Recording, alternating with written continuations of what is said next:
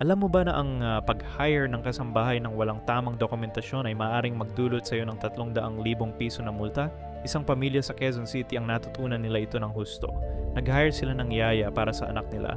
Walang kontrata, walang SSS, walang PhilHealth. Akala nila okay lang dahil trusted naman yung tao. Pero pagkakaalis ng yaya, nag-file siya ng kaso sa NLRC. Ang resulta? Bayad ang pamilya ng back pay, separation pay, service incentive leave, at 13-month pay. Lahat-lahat umabot ng 300,000 piso. Bakit? Kasi sa mata ng batas, employer ka kapag may kasambahay ka, at lahat ng labor laws na applicable sa mga kumpanya, applicable din sa iyo. Walang exemption ang household employers. Kailangan mo ng written contract, SSS registration, PhilHealth enrollment, at tamang computation ng sahod. Hindi ito suggestion, ito ay requirement ng batas. Kasi sa korte, ang ignorance ng law ay hindi excuse. Protektahan ang sarili mo. Gawin ang tama mula simula pa lang.